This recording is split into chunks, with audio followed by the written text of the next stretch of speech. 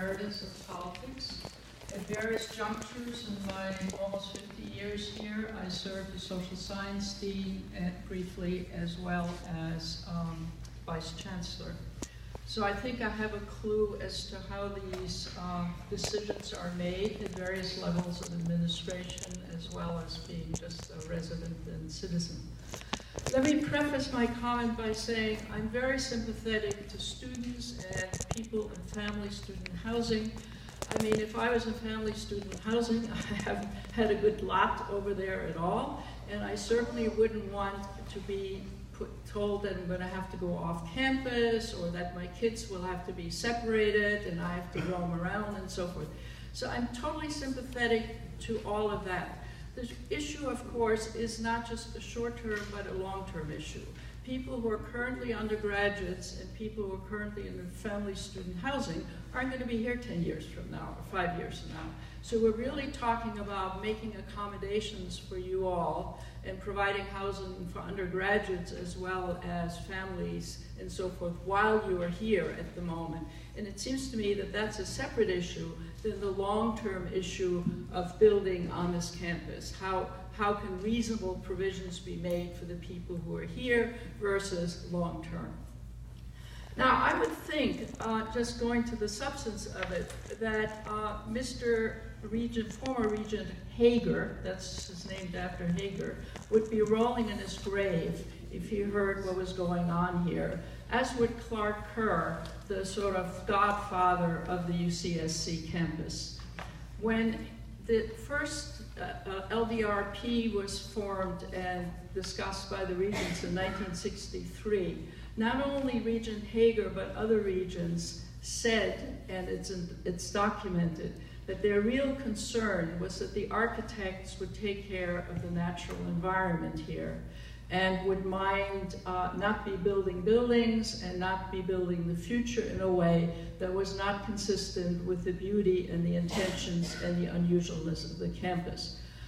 The next comment I want to make is that what we're getting essentially is salesmanship for the particular projects that the administration has worked out and that all of you hardworking planning people have worked out. The alternatives are not getting very much salesmanship. In fact, the figures for the costs and the details of the costs of the alternatives weren't even available when we first had hearings. So they've been thrown together fairly recently, and I would suspect that if we took a very detailed look at it, the inordinate cost of all these alternatives and any alternatives beyond them are essentially being argued against because everybody's making the argument for the project that they want to build and the projects they want to build, irrespective of the sensibility of them, the impact on the environment, the long-term impact on future students, future families, for example, and so forth. I think it's rather unfair. I think in some ways we're all being played. We're being told that the only affordable, reasonable project is the project that is being proposed. Everything else is unimaginable, too costly, will be hardship for families, will not provide enough beds, etc., etc. I think that the process of saying people object to this project, they object for good reasons, environmental reasons for the East project, for other reasons on the West side. They're all put aside because nothing else is affordable. Nothing else can possibly be done. No alternative is imaginable because we want to do the project that is or the projects that are being proposed. Putting prefab boxes down by the East Meadow is not exactly preserving the beauty of this campus. And furthermore, once these boxes have been put there, there's no reason why 5 or 10 years from now, more can be put up further. Putting up 8 and 10-story buildings past the tree line, once you've done that, you might as well put on another 20 buildings in the next 10 or 20 years of that magnitude. which essentially means you no longer have the intimacy of college systems. You no longer have the ideals behind this alternative campus. After all, it was conceived of as an alternative campus. We come up here to the meeting and we have this nice plaza and dorms and everything imaginable. And then we're told by putting high-rise buildings over on the other side, and eventually some plants will be planted, and in 10 or 20 years they will grow and you'll see trees, is not exactly keeping with the intention of the campus. I think that an honest, long-term discussion of how to accommodate the undergraduates and the family is obviously needed.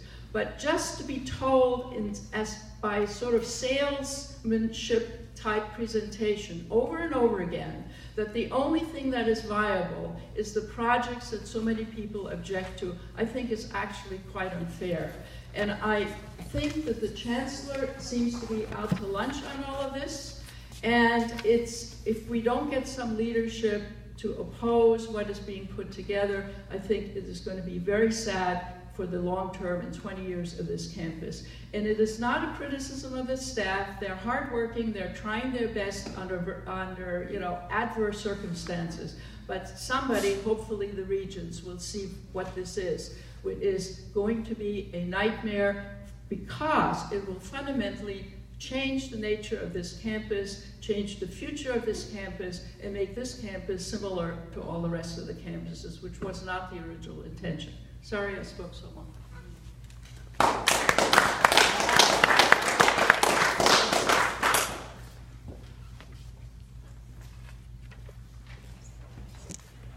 Hi, I'm Michael McCarran.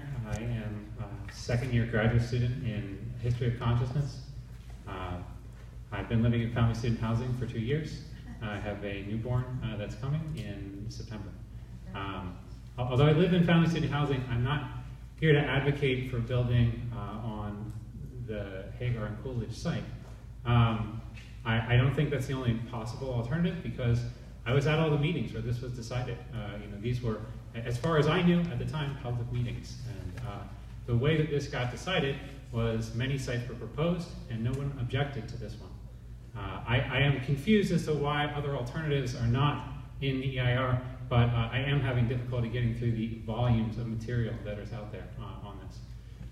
Unfortunately, I do have to say that even though I'm not advocating building there, it would be better to build there than to do any of the alternatives proposed in the EIR right now. And I feel that I have to say that because the East Meadow Action Committee's website is currently advocating for those, which means you don't care about us at all, right? And that's very frustrating. Well, you may say you're sympathetic to it, but it will be gone in a few years, But it means you're throwing us away, right? And that is very frustrating.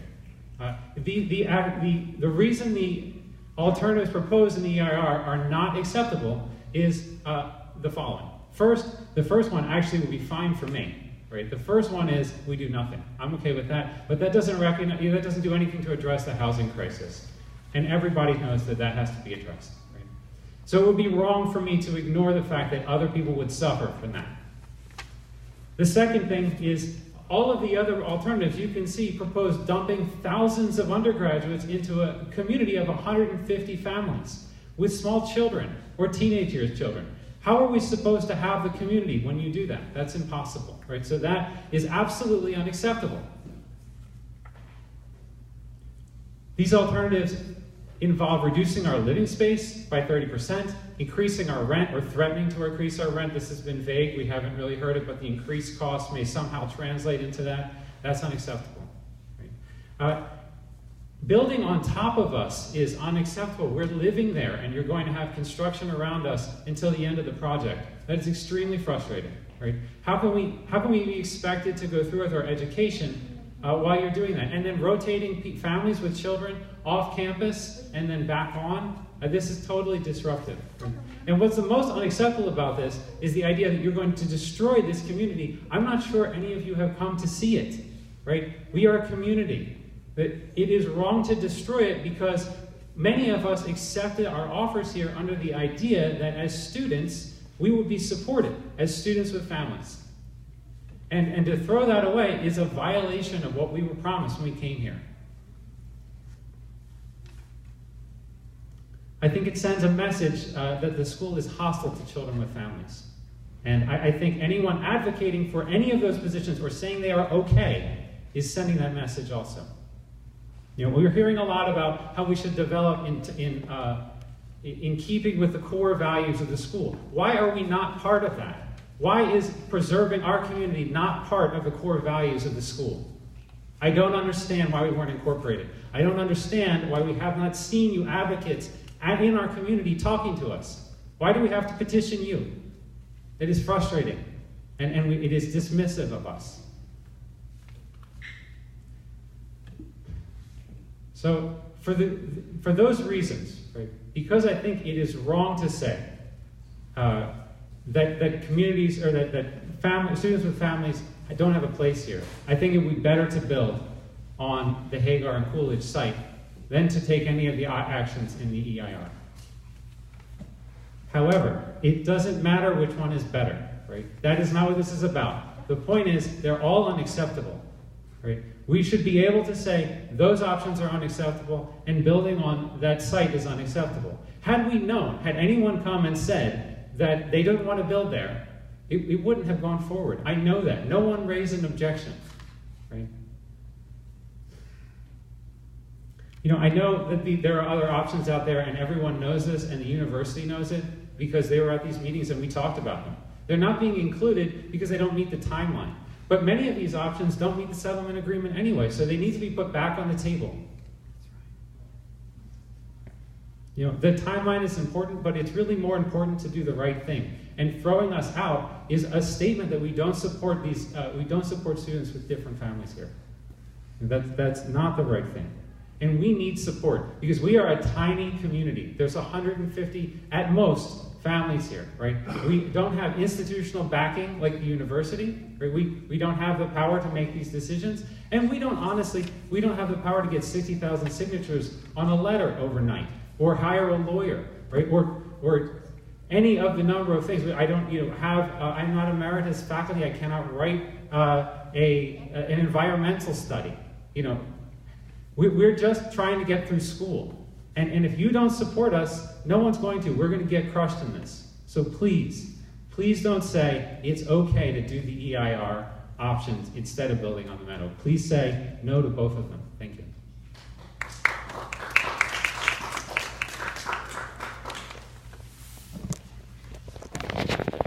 Sorry. I'm smaller than this.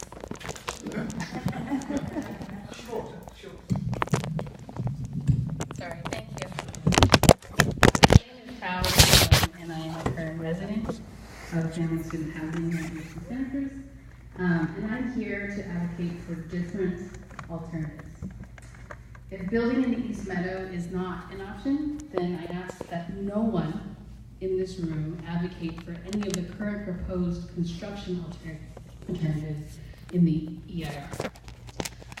All the current alternatives to the East Meadow site puts families, including families with small children, in close proximity with undergraduate housing, with thousands of undergrads.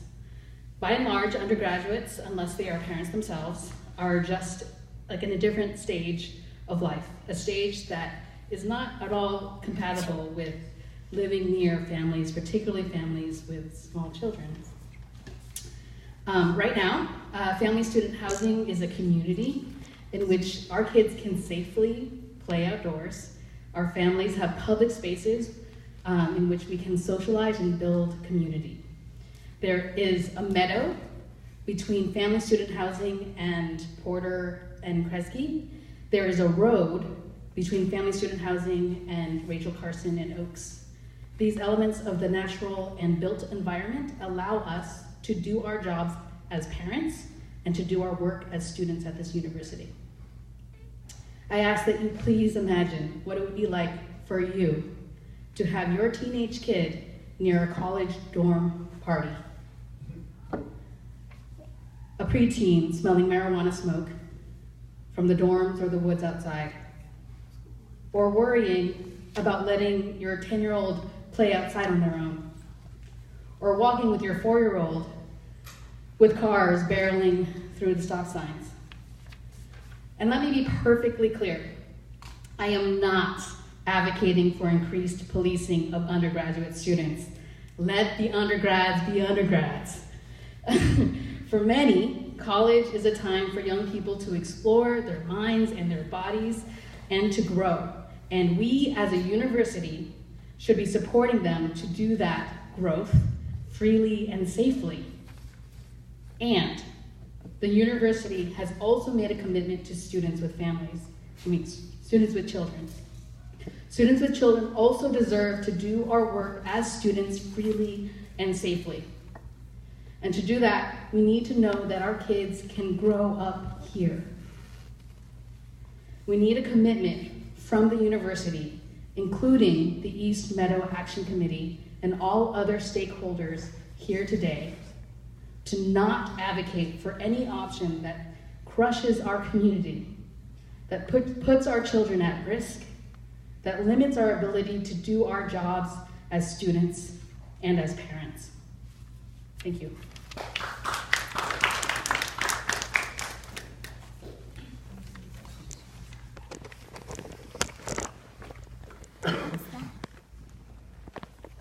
Good evening. My name is Catherine Cooper.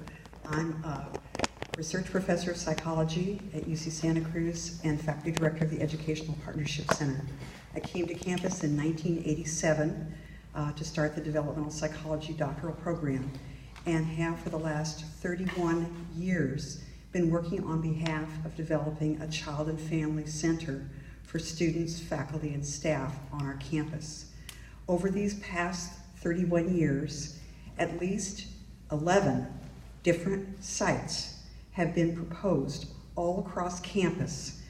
Each time, opposition has arisen to that site, but the opponents have always said that they oppose that particular site, but they're really in favor of childcare. They really give it their wholehearted support. So I've been having this conversation for 31 years, and that's exactly the number, actually. It's interesting to note that during this very same period, many other buildings have been proposed for UC Santa Cruz. Opposition has been raised by many people, but guess what? Those buildings are now built on our campus. So it's important to realize that not only is it an embarrassment that UC Santa Cruz is the only campus in the UC system that does not provide a child and family center for its students, faculty, and staff, but it's well documented that this undermines the recruitment and retention of diverse students, faculty, and staff. And if we, again, are viewing ourselves as wanting to support, there's that word support again, a diverse community, we need to look at our actions, not just our rhetoric in how we address this issue. It's interesting to note that all this 31 years has occurred despite the UC Office of the President providing $1.25 million to support the development of such a center, and several faculty members, including people here this evening, making significant personal donations in support of this project. It's past time that we compile a list of possible locations and a final decision be made so that 30 years from now, we're not still here giving our support, but no action on behalf of children and families in our community. Thank you.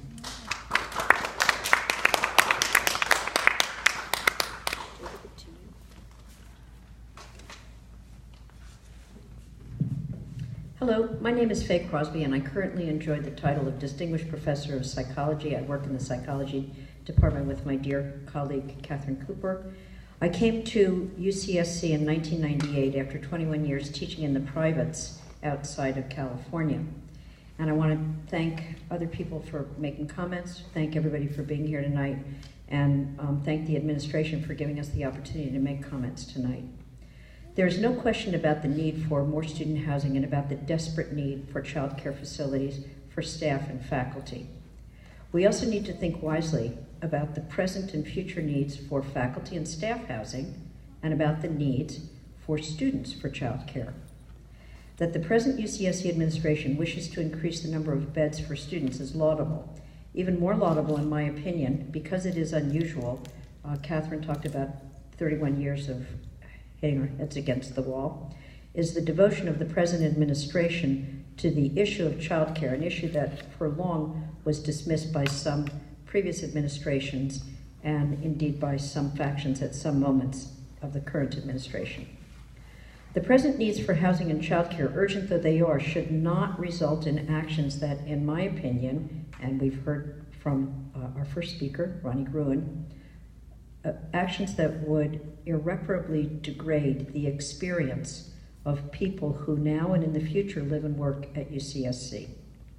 It would be a mistake of great proportions to build 9 and 10-story dormitories near the west entrance to the campus, and to convert the acreage on the northeast corner of Hagar and McLaughlin from its current designation in the LRDP as campus resource land to the proposed designation, needing a regental okay, of designated for housing. To build on the Hagar site might be quite convenient for the private developers after they learned about the red-legged frog, but I propose that it would not be in the best interest of the campus community for years to come, echoing what we've heard earlier tonight. My opinions are strongly held, and they're based also on research, or research that would be done or more solid had it not been for the cloak of silence that has characterized this process for the last several months. Now, why are my opinions so strong? Well, for many years now, I've been a dedicated advocate of our university. I'm a convert, having come from the privates, hired by Don Massaro, who's sitting here. UCSC is the only public research university that seeks to provide a collegiate experience to 100% of its first-year students, many of whom are first in their families to attend college. All other institutions that combine an avowed dedication to the whole person of the undergraduate within the context of a major research university are private. Rice, Lafayette, Wesleyan, Princeton, Stanford, Harvard, and of course the flagship Yale all come to mind readily. We're public.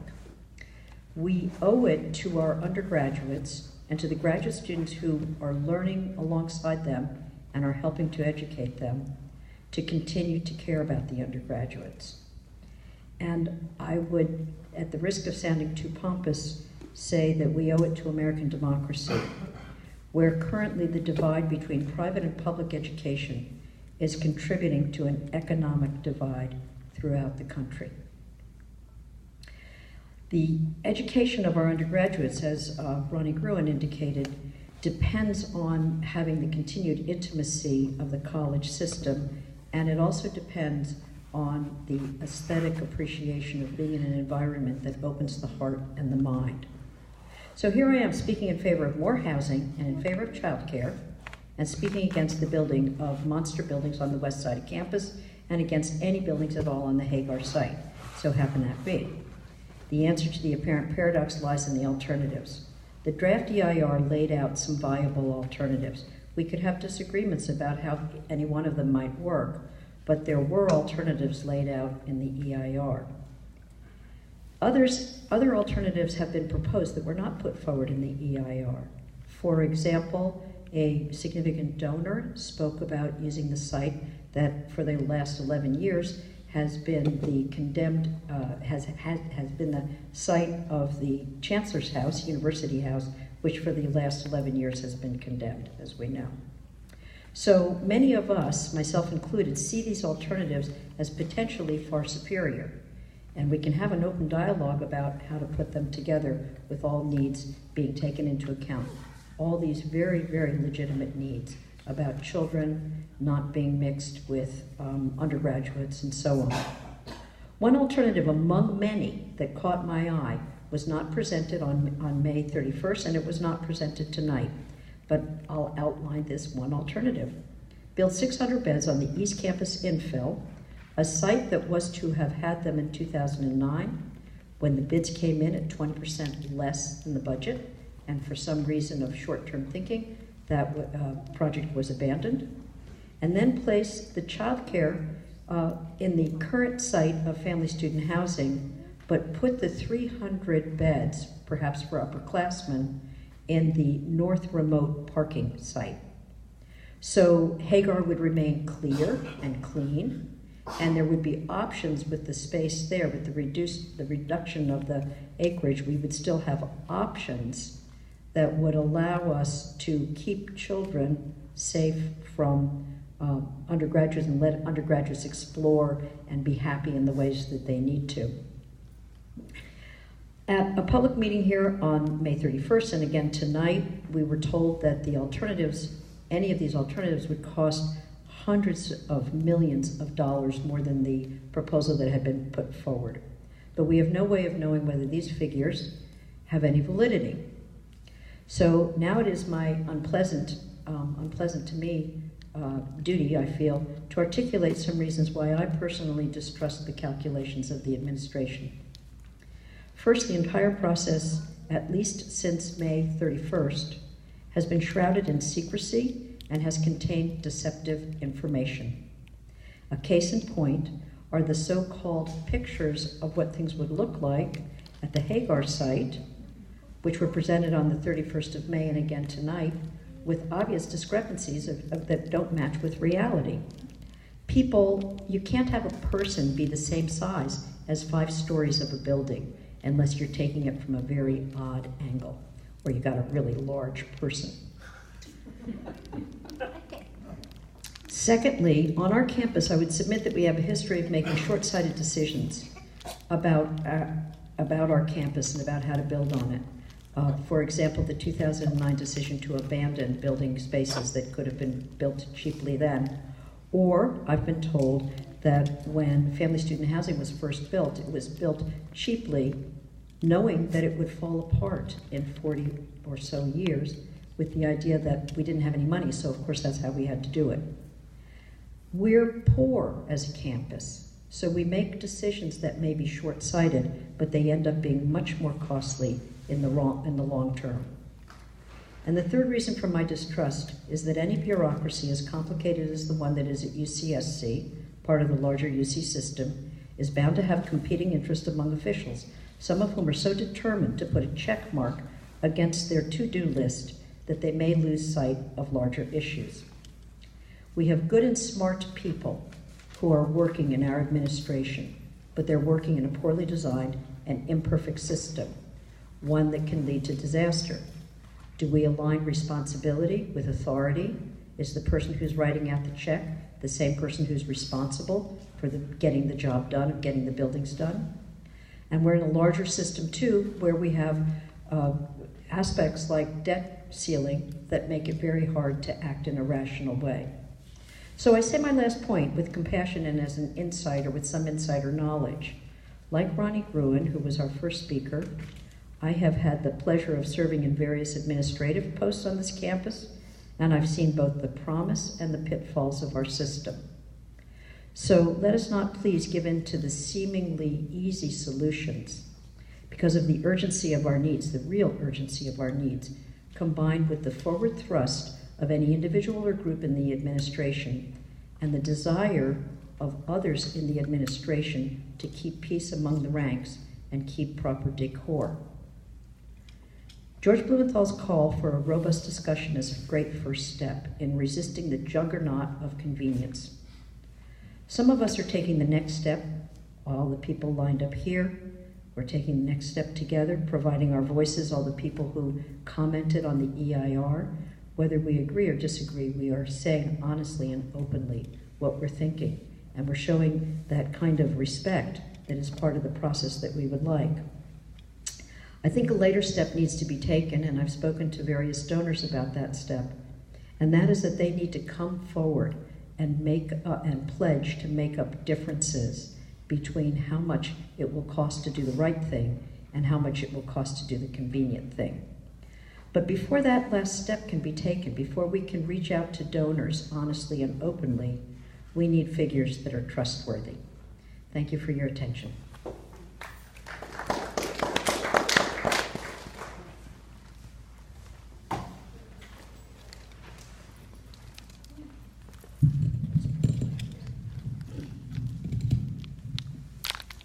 name is Virginia Jansen. I'm Professor Emerita of the History of Art and Visual Culture.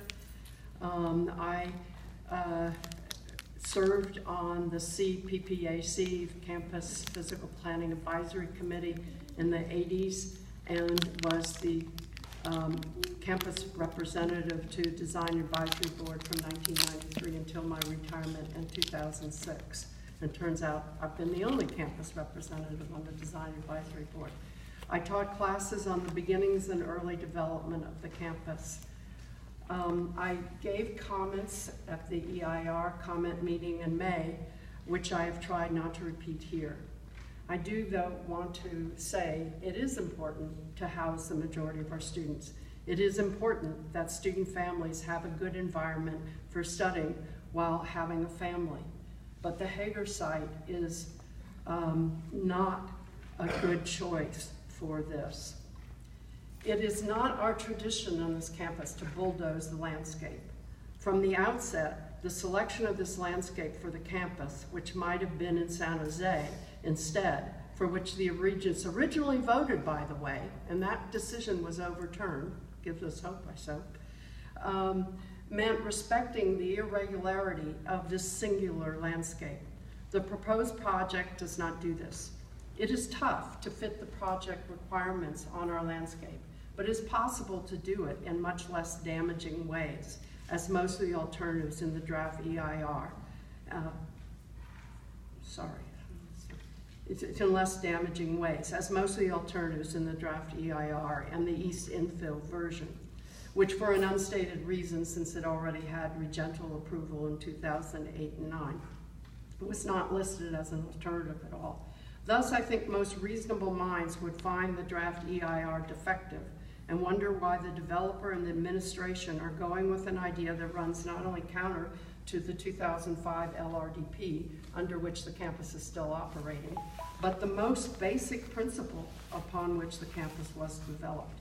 As Karen Hall, Professor of Environmental Studies and a member of both the 2005 LRDP as well as the 2020 LRDP committees, put it in her submitted comments for the draft EIR, changing the current LRDP, quote, undermines the value of the entire LRDP process. During the 2005 LRDP proceedings, we discussed at length whether to designate the Hager site to allow for building construction. And after careful deliberation of all the land use trade-offs on campus, decided against this alternative. I mean, this is a committee that explored this already and said that this was not good. If there were no other, that's the end of Karen's quote, the quotation I've chosen from Karen's comments. If there were no other choices for the Hager development, that would be one thing. But when there not only are other choices, but in my view, much better choices, one has to question why so much time, energy, and of course money is being wasted on an unbelievable stubbornness to stick with a bad decision, one that the 2005 LRDP committee has already evaluated and rejected. Let me just address the family student housing issue that both of you raised.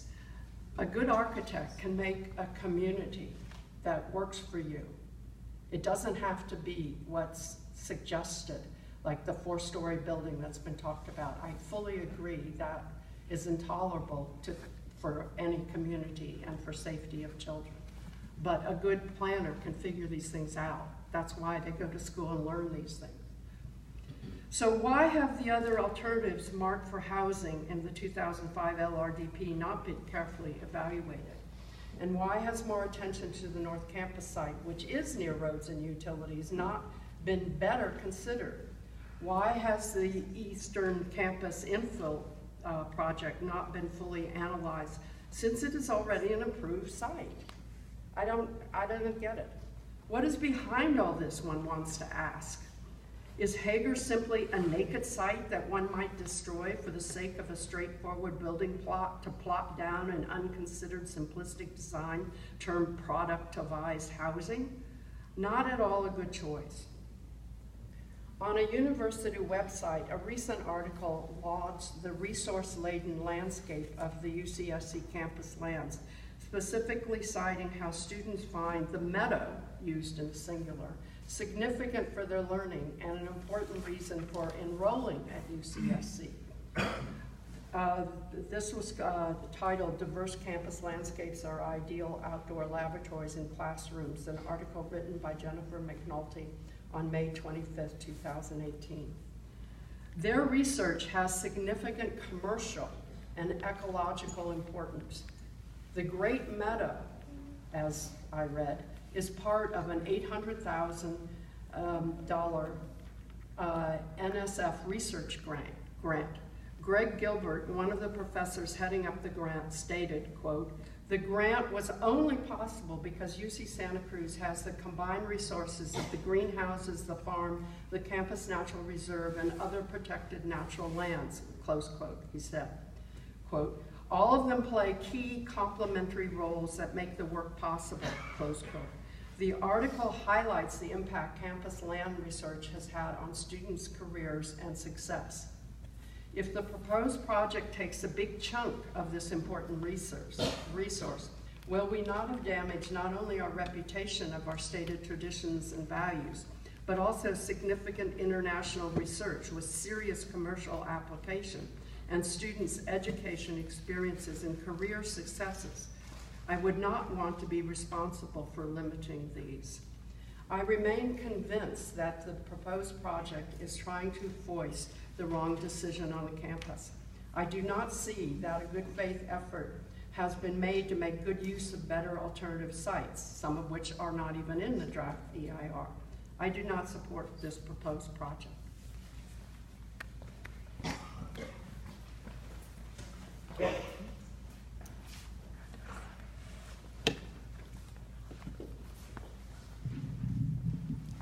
I'm Gail Hirschadder. I'm Distinguished Professor of History at UCSC. I've been here since 1991. And I'm going to keep this very short because I think a number of the people that preceded me have said a lot of what I wanted to say. Just a couple of things. One, in my time here, I have seen the housing crisis grow more and more dire. I've seen the effects it's produced on students and also on the university and the town. And I think we are at a serious breaking point, and I commend the effort to try to do something about that. However, as I said the last time I spoke here, I think we can do a lot better than we've done already. When the Chancellor issued a statement towards the end of May saying that the period of comment on the draft EIR would be extended, he said, as a result of this feedback, that is, the outpouring of protests and objections, it has become clear to us that having a more robust discussion about the proposed project, and particularly alternatives to the proposed project, is necessary before moving forward.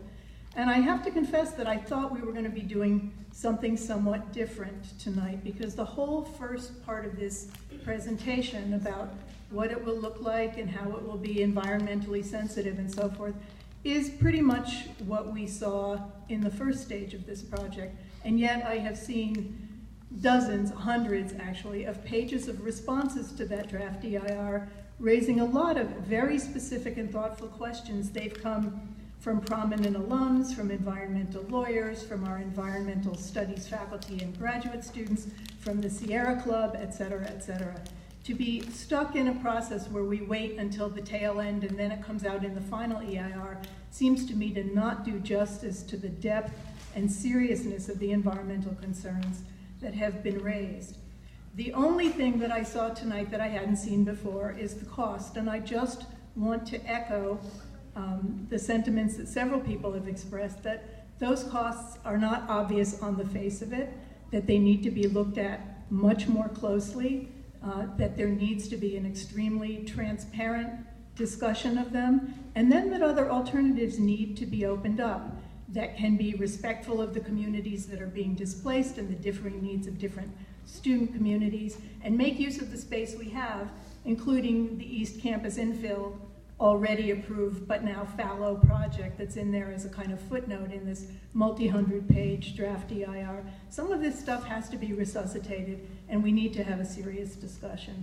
And for that, I think it will take continued expression of community concern and opposition to the alternative that's been put forward, and that is now being presented as the only viable alternative. We can do better than this, and we need to. Thank you.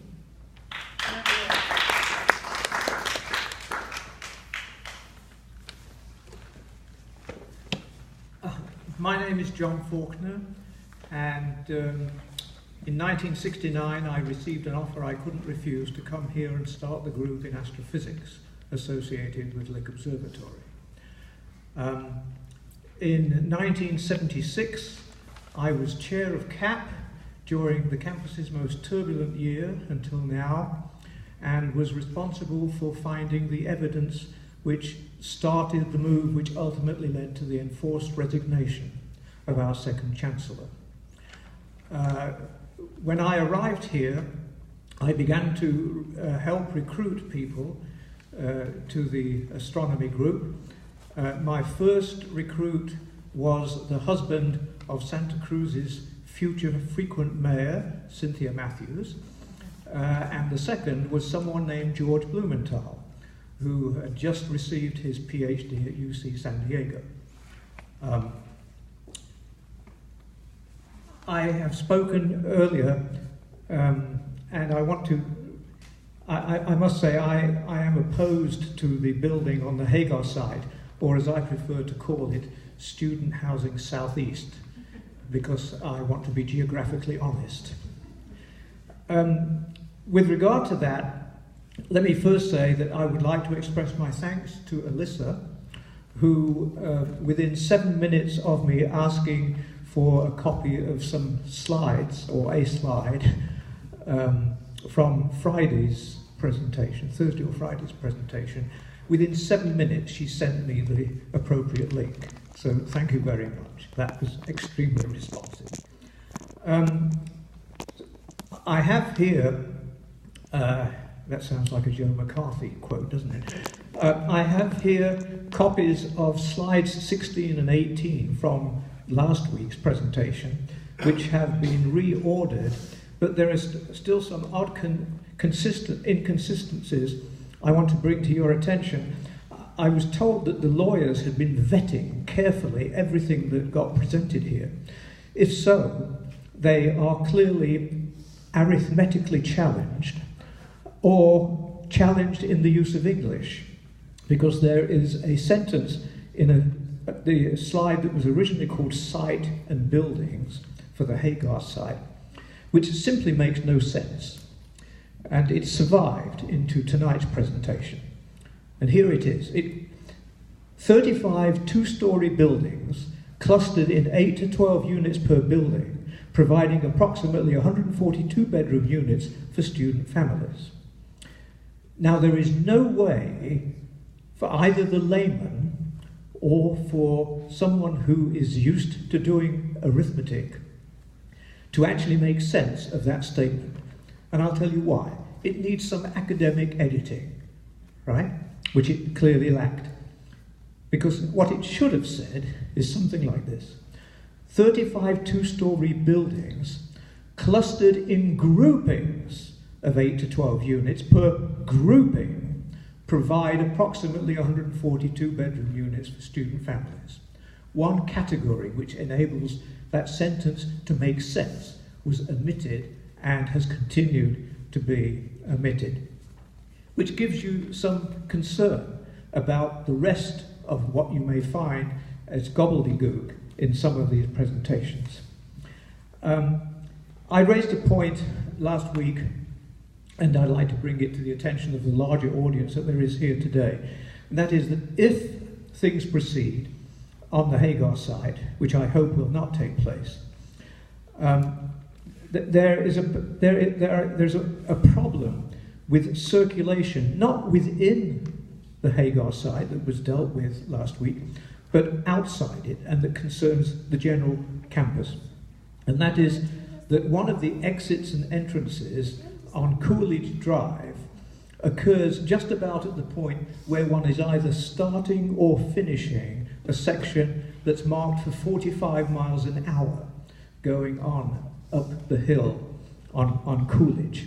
And anyone who's actually come down off the campus in the late afternoon knows that people are generally doing something like 50 or 55 miles an hour before they jam on their brakes in order to slow down to the 25-mile-an-hour limit at about that point.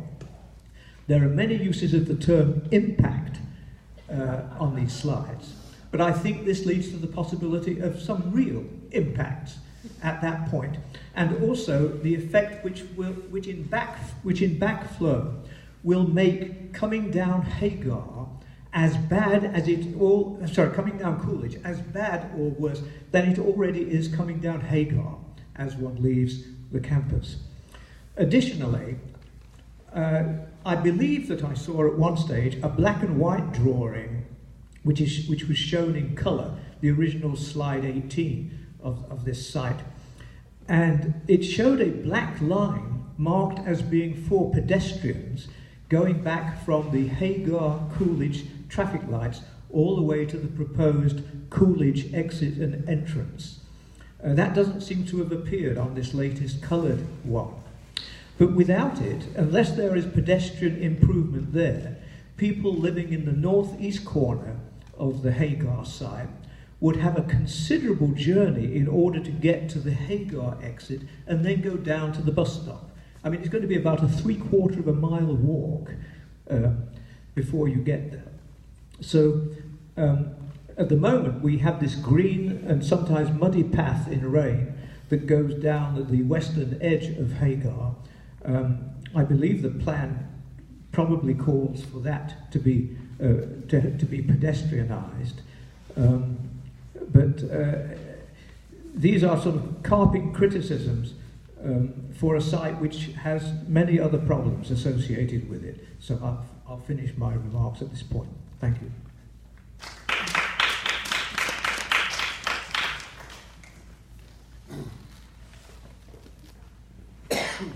Hi everyone, my name is Tao. I'm an undergraduate student in the sociology department.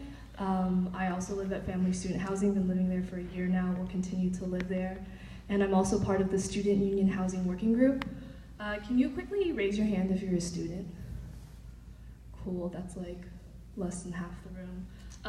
Speaking of geographical honesty, I want to acknowledge that we live on stolen indigenous land and that the East Meadow was once a forest that the Spanish colonists cleared. So I want y'all to keep that in mind when you talk about, geography.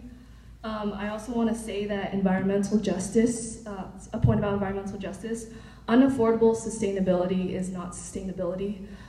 Students have been trying to fight and negotiate with the university to actually make Student Housing West affordable.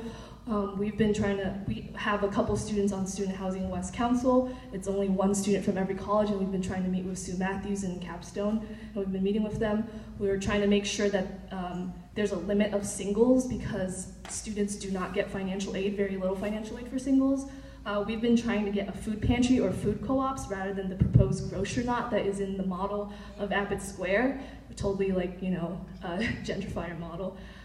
We've been trying to fight for a prayer space that a lot of religious students have been, asking for over a decade. We've even, brought up the fact of inclusionary zoning to make sure that actually low-income students are able to live at Student Housing West. So undergraduates have been a part of this fight. So I would really appreciate it if a lot of the folks here do not talk down to us and assume that we are in support of Capstone or that there is a binary of whether or not you support or are against this project, because it's a lot more complicated than that. Undergraduates are spreading themselves thin to fight for affordable housing and housing justice. We gathered signatures for rent control. We're gonna try to get, Costa-Hawkins repealed. We do a lot of stuff outside of, on-campus housing development fights. And so for all the people in here who are opposed to this development, and you all seem like older white folks who probably have homes, it'd be great if you could be allies or accomplices to us, because we put our bodies on the line in the past fighting development. Students have been arrested, charged for various things, the recent strike, So yeah, I just want to say that as well. There's nothing beautiful or unique about the conditions that students are currently in. I have friends who probably have mold growing in their lungs, students who live in tents in backyards. So, I've been a part of gentrification battles because I grew up in the Bay. And so when a development comes along and you have a room full of mostly older white folks opposing that development for reasons of quality of life or sustainability, without acknowledging that sustainability, again, should be affordable, then it looks like y'all are a bunch of NIMBYs, not in my backyard, rather than actually fighting for real affordable housing for students. Because look, I'm down for alternatives if there are any, but if it's not gonna center the needs of students, making sure they're not being displaced, if you're gonna center stuff like, you know, how unique this university is, like, that doesn't exist anymore. This university is totally being privatized, and like, yeah, we're down to fight that with our bodies and all that stuff, but if that is your reason for opposing development and letting people be displaced, then it's clear what side you're on. Thank you.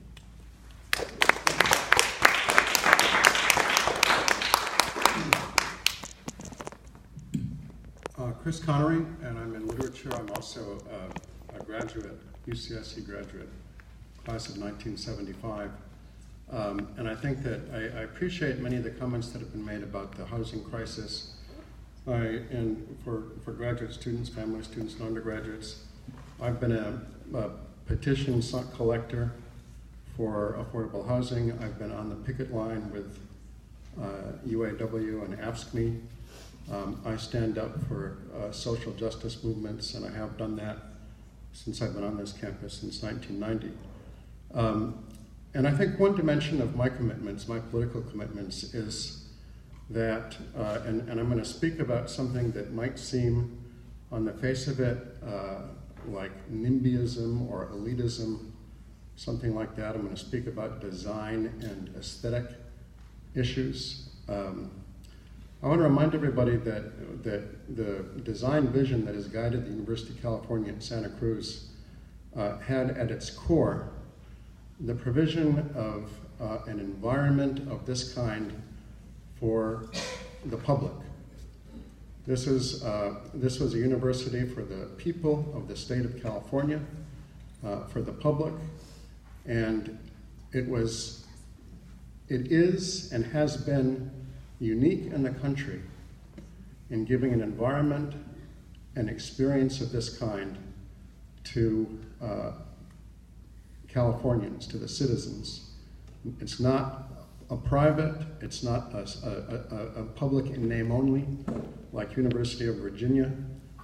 The iconic campus environments in this country, by any design and architectural standards, include this one. And I think that's a democratic achievement that we can all be proud of.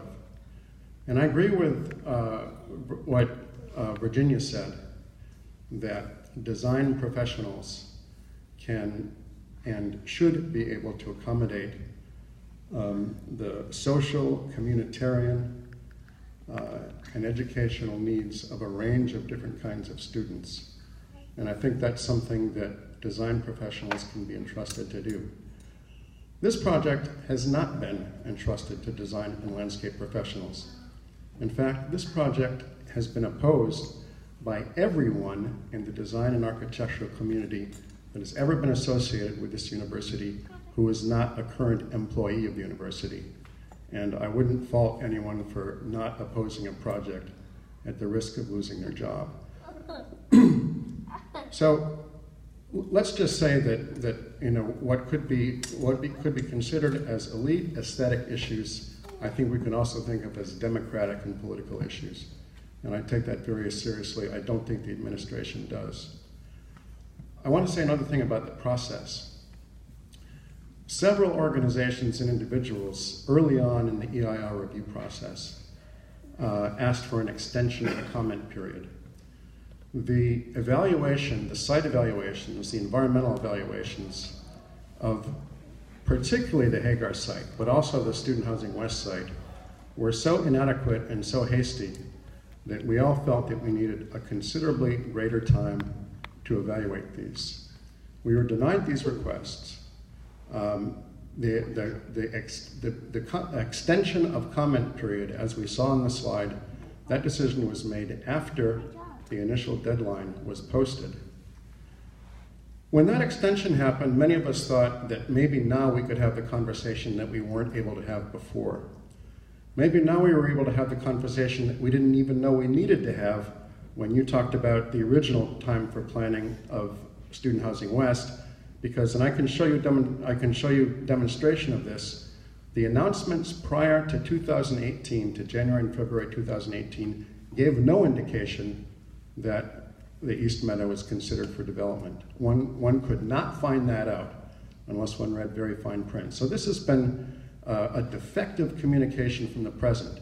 And just now, when it seemed to many of us, based on what Gail quoted Chancellor Blumenthal as having said, we need a greater conversation, we're finding we're not getting a greater conversation.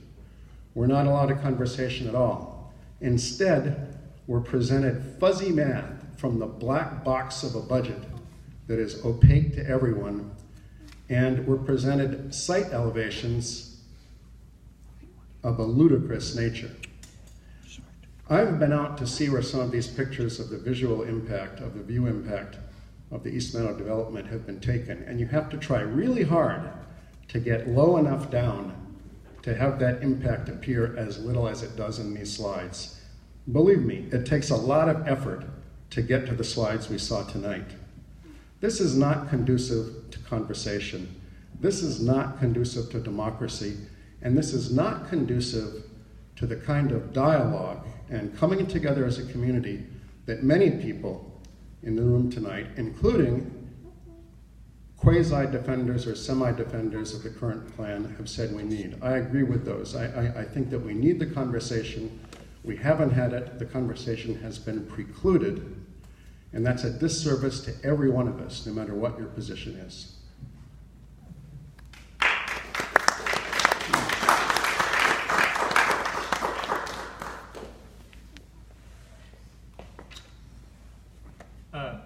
Hi there.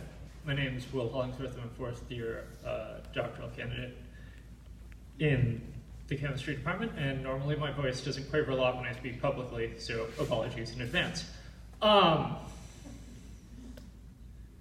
Where to begin with all of this? So, I've been coming to these meetings, these very public, well-announced meetings, for months now. Months and months and months. You all, with the exception, frankly, of the students in this room, and the developers, haven't been.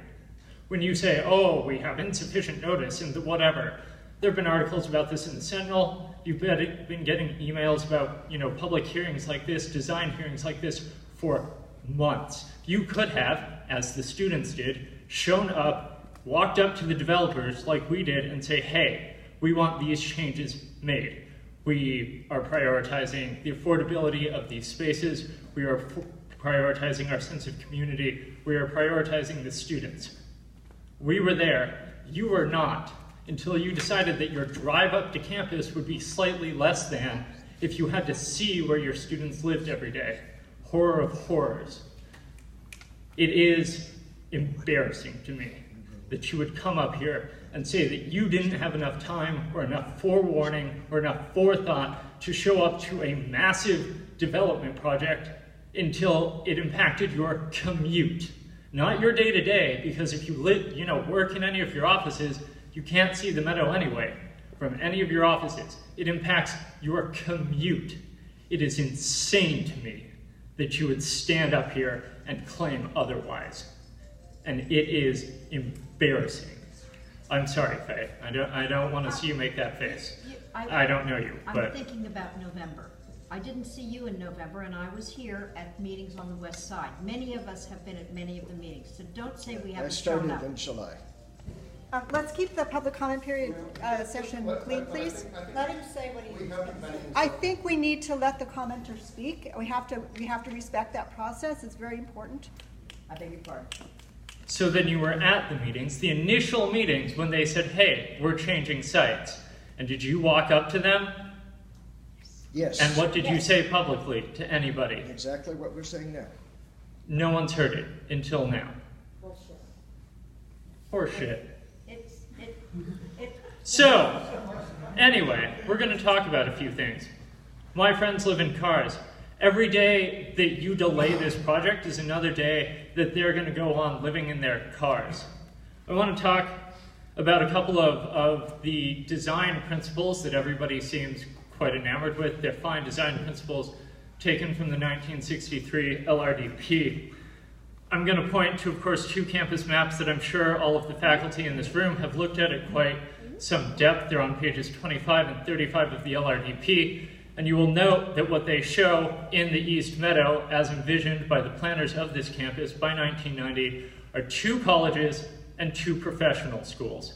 Not a pristine open meadow, not an open space, 2 colleges, 2 professional schools. We can debate whether the importance of those, professional schools 50 years down the line is relevant, but the point is, when you say that the guiding design principle of this campus was that we're never going to build in the East Meadow, that's not true. You can look at the initial planning documents and see what was planned there. Buildings, always, by 1990. The fact that it hasn't come until now is it's not. Pages 25 and 35 of the 1963 Long Range Development Plan. I would note that when choosing the siting of the campus on page 29.4, expounds upon the expansion possibilities to both the north and the south will be maximized.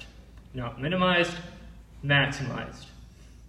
I would note that on page 36, not to distract from our talk about the East Meadow, but when you also talk about the size of the buildings, page 36, under the subheading Architecture, point 5, buildings averaging no more than 3 stories can meet the initial needs of the campus.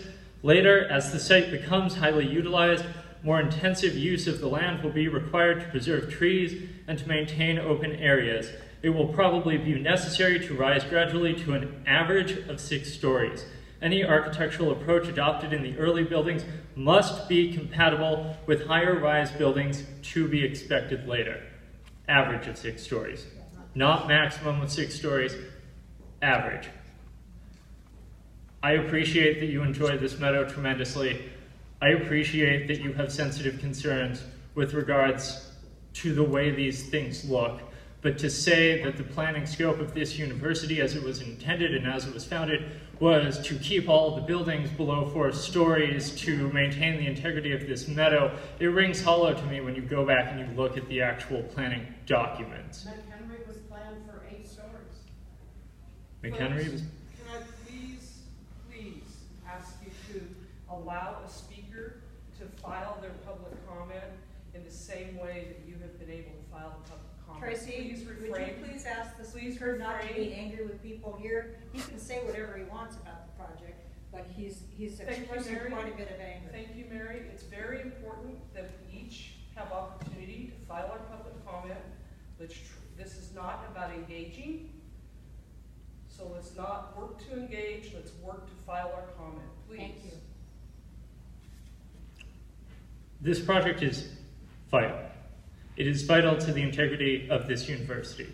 If you go into Kenneth Tiemann's oral history on the university website, you will note that one of the things he said to Dean McHenry earlier on in the founding of the university is that you must have a graduate student population or you are not going to have a great university. Amen. There are 84 spots of graduate student housing on this campus. We are building, in my opinion, not nearly enough to support the graduate student population.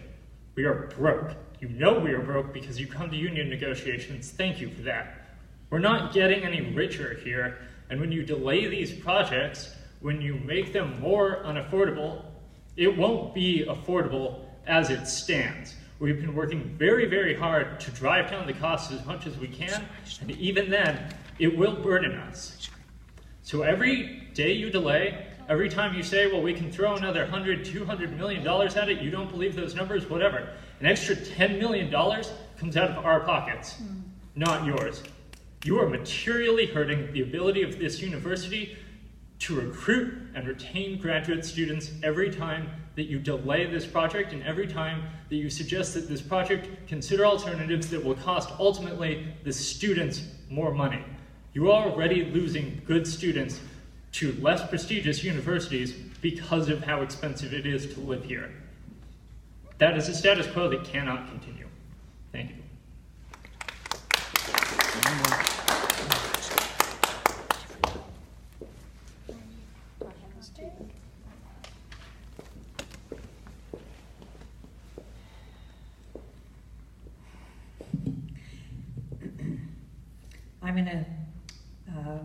I've written my comments out. I'm going to read them to you so that I avoid the emotional content that I think we all feel, actually, about this project from one perspective or another. My name is Mary Doyle. I'm a 1974 biology and economics graduate of Porter College and the immediate past chair of the UC Santa Cruz Foundation.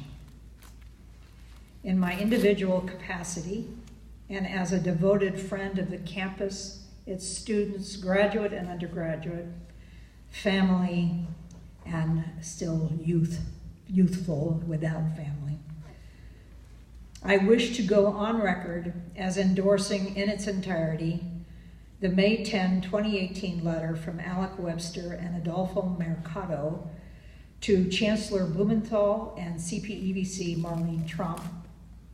I will not repeat it in full here, assuming that that letter is a part of the record. And Elisa is nodding yes, so thank you. I would like to underscore that I, together with the signatories of that letter, recognize the need for and support development of up to 3,000 beds of student, by which I mean graduate, undergraduate, and family, housing on campus, and at long last, a child care center, which many of us have advocated for over many years. But the proposed project contains 3 elements that would cause material and irreversible harm to UCSC. First, development of the East Meadow will irrevocably destroy the iconic main gateway to the campus that sets UCSC apart, not only from all other UC campuses, but from most every other university campus in this country and elsewhere. I should note that facing the backs of these family student housing buildings and their associated parking to Coolidge and Hagar undermines any aesthetic quality that these buildings might otherwise possess. I do note that they have been designed in response to many of the comments of family student housing residents who look for windows on protected space where they can watch their children play. I get that, but I don't think we have to meet that requirement with buildings that face their backs and their cars to the rest of us. Second, the scale of housing for the West Meadow is alarmingly out of scale and would wall off views from Porter College, which I enjoyed in my youth, and to the campus from the west entrance. The buildings on the West Meadow are more suited to an urban rather than a rural environment, but they won't make us more like UCLA. They will make us less like UCSC. And third, the housing planned for the West Meadow would be a freestanding, very high density development, a small town in fundamental conflict with the college system. To me, each of these objections, environmental, ecological, aesthetic, cultural, go to the very heart